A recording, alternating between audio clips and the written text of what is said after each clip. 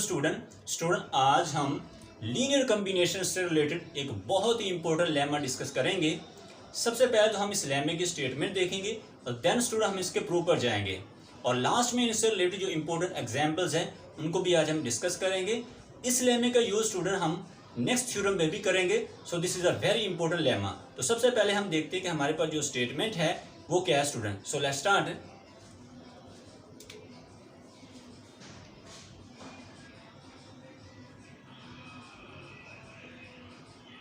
Lemma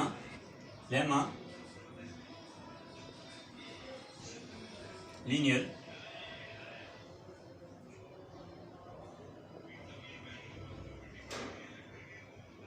combination, right? Let x1 x2 xn be linearly independent vectors, the linear independent vector in a norm space,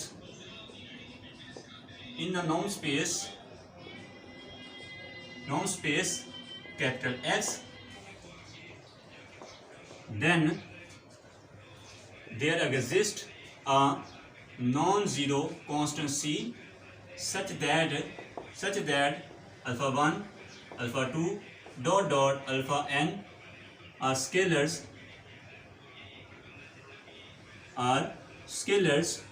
हमारे पास क्या आएगा, norm alpha 1 x1 plus alpha 2 x2 plus plus alpha n xn, इसका norm ये हमेशा greater than equal होगा c into alpha 1 mod plus alpha 2 mod plus plus alpha n mod, right. So this is the statement of this lemma. इसमें क्या कहा जा रहा है, let x1 x2 xn be linearly independent vectors in a norm space capital X, then there exist non zero constant C such that alpha 1 alpha 2 alpha n are scalars. हमारे पास alpha 1 x1 plus alpha 2 x2 plus alpha n xn, इसका जो norm है ये हमेशा greater than equal होगा किससे, c into alpha 1 mod plus alpha 2 mod plus alpha n mod. So this is a statement of this lemma. इसमें क्या कहा जा रहा है कि हम xn हमारे पास वेक्टर दिए गए हैं जो कि लीनियरली इंडिपेंडेंट हैं। क्या है, लीनियरली इंडिपेंडेंट है, तो देन देयर एग्जिस्ट एक नॉन जीरो कांस्टेंट मिलेगा, there exist a non zero constant C जो कि ग्रेटर देन जीरो है, सच दैट कि इसके लीनियर कॉम्बिनेशन का जो नॉर्म होगा, इनके लीनियर कॉम्बिनेशन का जो नॉर्म होगा वो हमेशा ग्रेटर देन इक्वल होगा किसके, C इंटू जो मॉड वैल्यू है स्केलर की, यानी sum of mod value of scalar, right, उसके सम से हमेशा ग्रेटर देन इक्वल होगा, right. So this is a statement of this lemma. तो ये तो स्टूडेंट हमारे पास स्टेटमेंट थी। अब स्टूडेंट हम इसका प्रूफ देखते हैं वो क्या है स्टूडेंट। प्रूफ में हम सबसे पहले लेट कर लेते हैं, let capital S is equal to alpha 1 mod plus alpha 2 mod plus plus alpha n mod, right.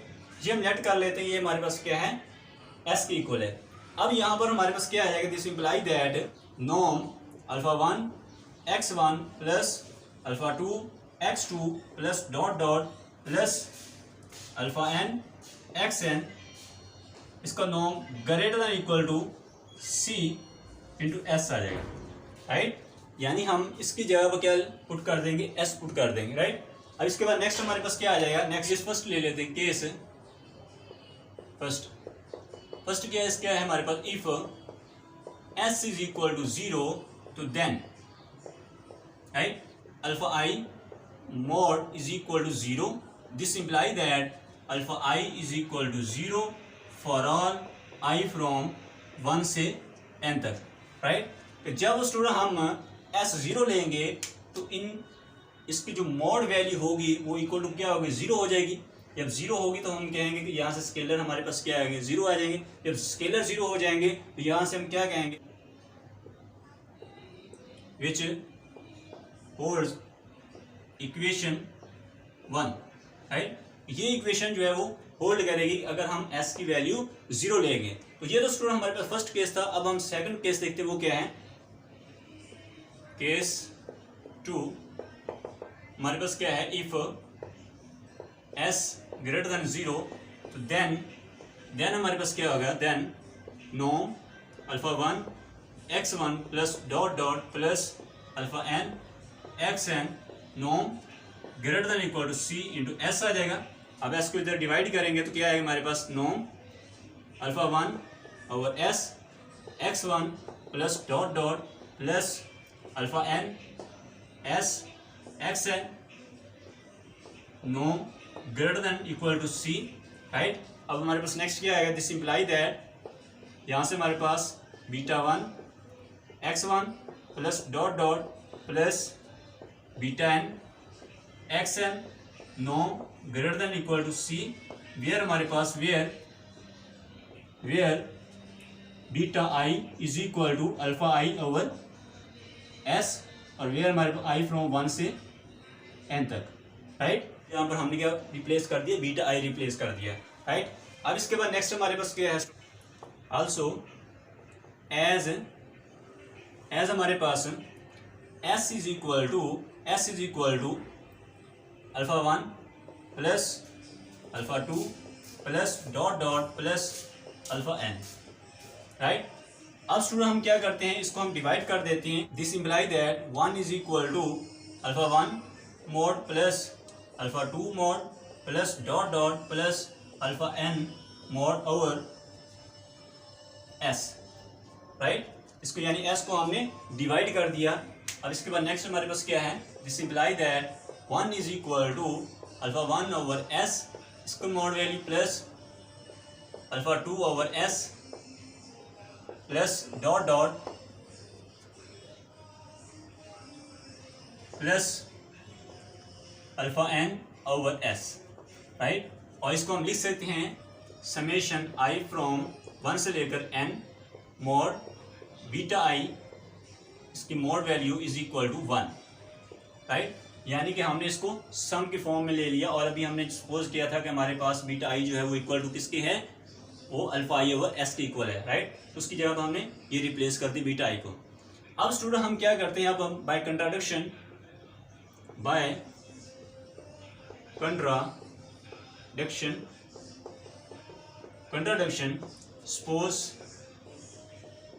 suppose that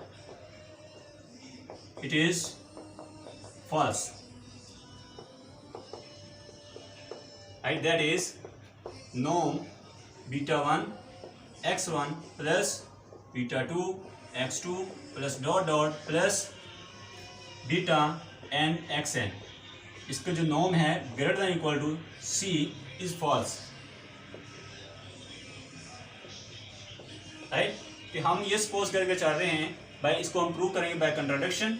suppose that it is false, ये जो हमारे पास स्टेटमेंट दी गई ये हमारे पास क्या है, फॉल्स है, राइट। अब इसके बाद नेक्स्ट देखते हैं student, we find a sequence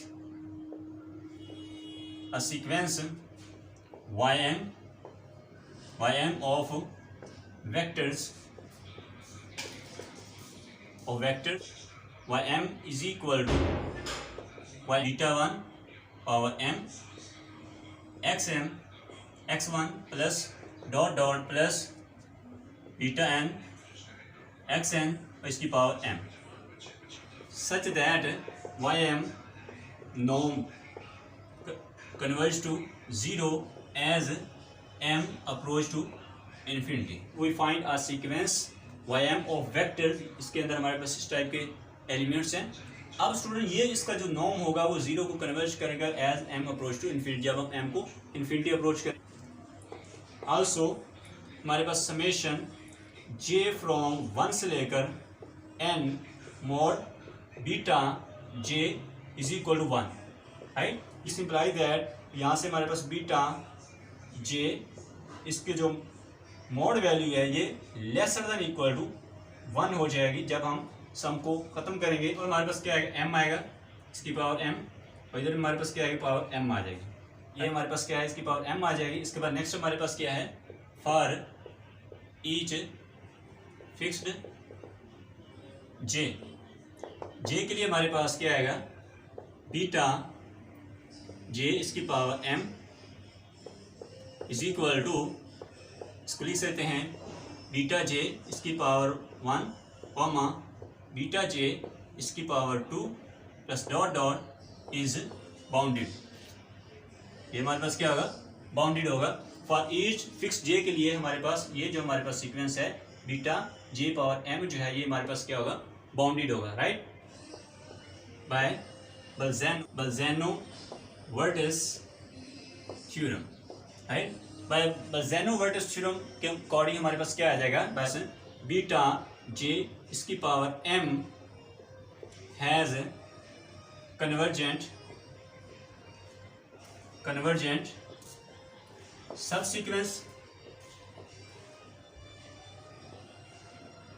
sequence for all j from 1 से लेकर n, राइट। क्योंकि हमारे पास बीटा पावर m j ये क्या है, बाउंडेड है। अगर बाउंडेड है तो बाय बल्ज़ैनो-वर्टिस थ्योरम के अकॉर्डिंग हमारे पास क्या आएगा, इसके पास कन्वर्जेंट सब सीक्वेंस भी होंगे, right. This imply that beta 1 power m has convergent सब सीक्वेंस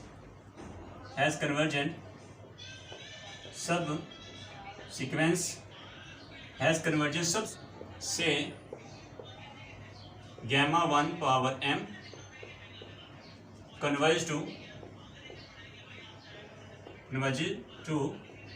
बीटा 1, राइट। हमने क्या किया कि बीटा 1 की power m has convergent subsequence, यानी इसमें से हमने क्या ले लिया, एक हमने एलिमेंट ले लिया हमारे पास बीटा 1, या इसमें से हम एक लेंगे, इसके पास क्या होगा, एक कन्वर्जेंट सब सीक्वेंस होगा, वो हमारे पास क्या है, गैमा 1 की पावर m, और जो कि कन्वर्ज करेगा किसको, बीटा 1 को कन्वर्ज करेगा, राइट। अब इसके बाद नेक्स्ट हम देख ym is equal to beta 1 power m, इधर हमारे पास क्या है, x1 plus dot dot plus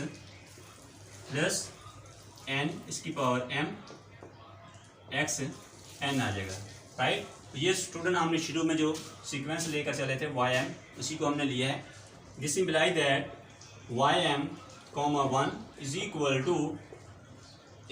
two यहाँ पर हमारे पास आ जाएगा gamma 1 power m x1 plus dot dot plus beta n इसकी पावर m इंटू xn आ जाएगा, राइट।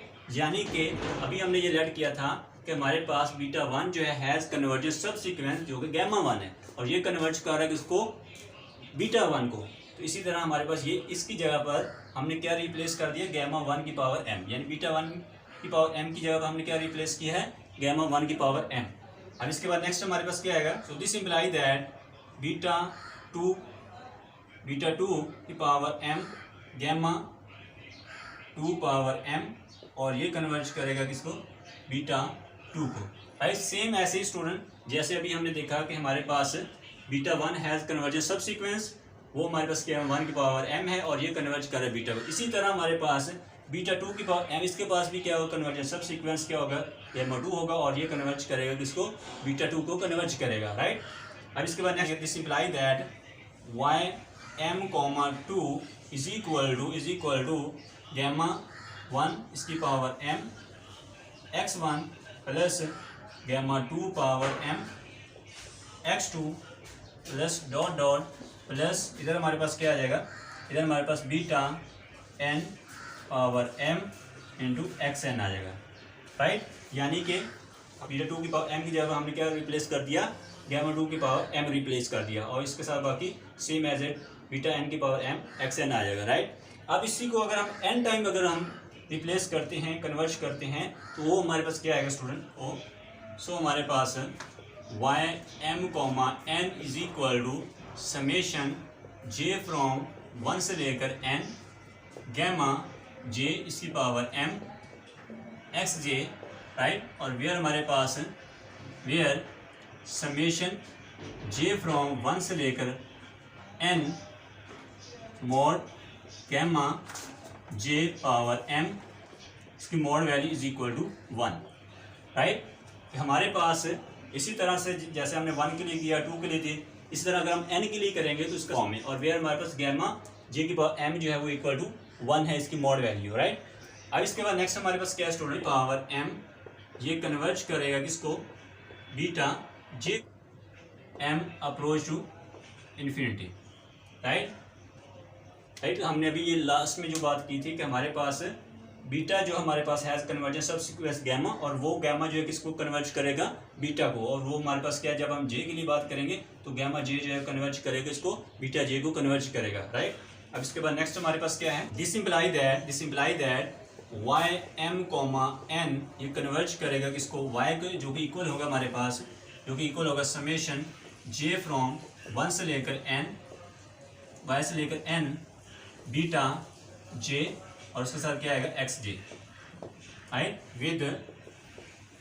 विद लेकर n mod beta J is equal to 1, right. ये जो हमने शुरू में लेट किया था स्टूडेंट, उसके अकॉर्डिंग ये हमारे पास क्या है, इसकी वैल्यू इक्वल 1 होगी, sum all beta J is not equal to 0, right. All beta j जो है वो इक्वल टू 0 नहीं होंगे, क्योंकि हमारे पास क्या है, उनका सम इक्वल टू 1 आ रहा है, इसका मतलब है कि तमाम बीटा जे जो है इक्वल टू 0 नहीं होंगे, नॉन जीरो होंगे इसमें। Since x1 x2 dot dot xn are linearly independent, beta 1 x1 plus beta 2 x2 plus dot dot plus beta n xn is not equal to 0. This imply that y is not equal to 0, right? ये जो है हमारे पास 0 नहीं है, ये सारे के सारे बीटा जे 0 नहीं है, राइट। तो इसका मतलब है कि y जो है is not equal to 0, right. तो ये y जो होगा ये हमने सपोज करके चले थे कि ये हमारे पास क्या है, बीटा y के इक्वल है, इसको सम के फॉर्म में हमने लिखा था, तो ये इक्वल टू y है जो कि not equal to 0, right. Now Y M comma N ये कन्वर्ज करेगा किसको, y को, तो this imply that Y M comma N इसका नॉर्म जो है वो भी क्या करेगा, कन्वर्ज करेगा y को, y नॉर्म्स को, क्योंकि हमारे पास नॉर्म फंक्शन क्या है, is continuous function, norm function is a continuous function, as norm is continuous function, ठीक है। नॉर्म फंक्शन हमारे पास क्या होता है, कंटिन्यूस फंक्शन होता है। Moreover as y m norm converge to 0 and y M comma n is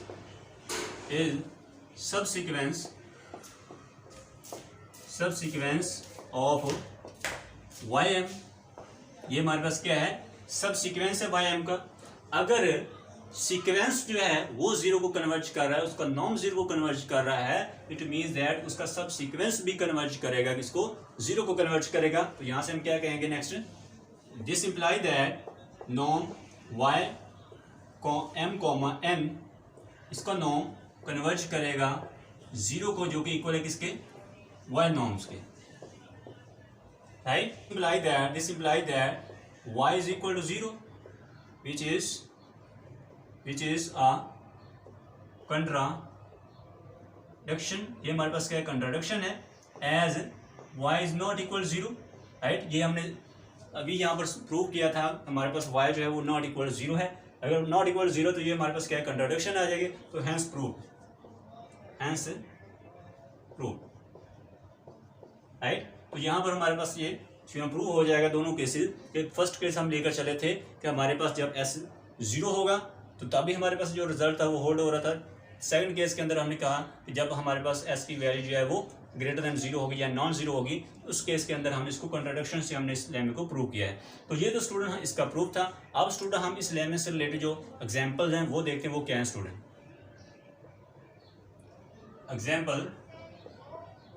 examples, first example हमारे पास क्या है, let x1 is equal to 3, 0 और x2 is equal to 0,2 find c।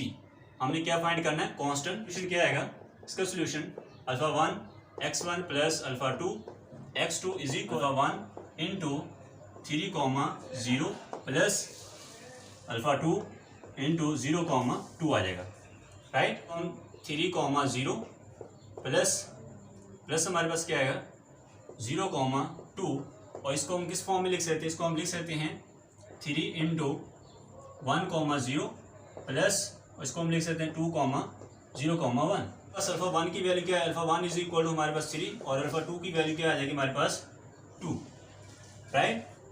तो नाउ फाइंड करेंगे, हमारे पास क्या आएगा 3,0 प्लस 0,2। इसका जब नॉम फाइंड करेंगे तो ये हमारे पास क्या आ जाएगा, ये आएगा 3,2, इसका नॉम, ये हमारे पास क्या आ जाएगा लेस 4, इसका स्क्वायर रूट आ जाएगा। इसका नेक्स्ट हमारे पास क्या आ जाएगा, हमारे पास 13 स्क्वायर रूट आ जाएगा, right. Square root greater than equal to c, और जो आएगा alpha 1 mod plus alpha 2 mod, ये आएगा ना इस तरफ राइट साइड। तो यहाँ से हमारे पास 13 greater than equal to c, इधर हमारे पास क्या आएगा, इधर आ जाएगा हमारे पास 2 3 प्लस 2 आ जाएगा, right. 13 greater than equal to 5 आ जाएगा। तो दिस इंप्लाई दैट c की वैल्यू जो होगी वो less than equal to 13/2/5, right. तो ये हमने जो लेमा था उसकी हमने एग्जांपल देखी कि हम c की वैल्यू जो है वो किस तरह से फाइंड करेंगे। c की वैल्यू हमेशा लेस देन इक्वल टू इस वैल्यू से हमेशा लेस देन होगी। तो इसकी फर्स्ट एग्जांपल थी। अब इसकी हम सेकंड एग्जांपल देखते हैं, वो क्या स्टूडेंट, एग्जांपल 2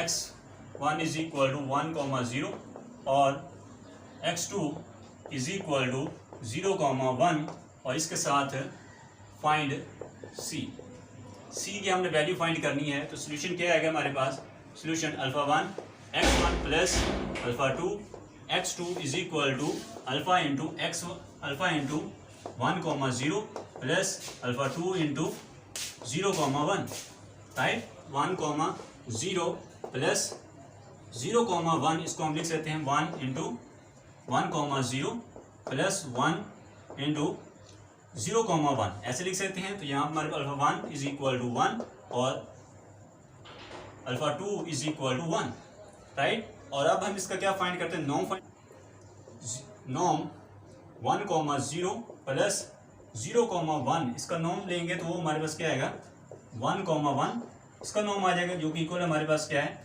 सॉल्व करेंगे स्क्वायर रूट 2 के इक्वल आ जाएगा, राइट। और इसके बाद नेक्स्ट हमारे पास क्या है, बाय यूजिंग द लेमा, ठीक है। तो लेमे के अकॉर्डिंग हमारे पास क्या आ जाएगा, क्या आता है हमारे पास lemma, alpha 1 x1 plus alpha 2 x2, इसका नॉम greater than equal to c into alpha 1 mod plus alpha 2 mod, right, ये आ जाएगा। अब यहाँ पर ये वैल्यू रखेंगे तो ये हमारे पास क्या आएगा, square root 2 greater than equal to c, इधर हमारे पास क्या है अल्फा 1 प्लस 1 आ जाएगा, प्लस क्या आएगा square root 2 greater than equal to c into 2 आ जाएगा।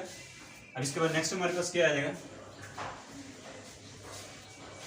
नेक्स्ट हमारे पास आ जाएगा student, this imply that c की वैल्यू जो है वो less than equal to square root 2/2 आ जाएगा।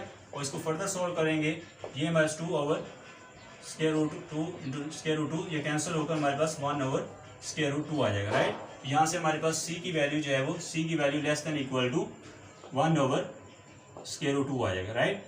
तो ये स्टूडेंट हमारे पास इसकी एग्जाम्पल थी, इससे रिलेटेड एग्जाम्पल थी कि हम किस तरह से c की वैल्यू फाइंड कर सकते हैं अगर हमें वेक्टर दिए गए हों।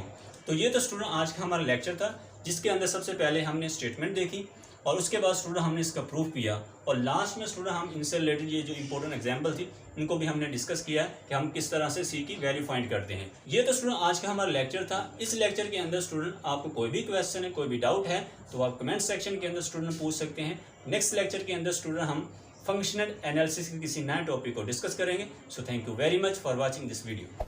Hey there. Subscribe to my channel. And also press this bell icon.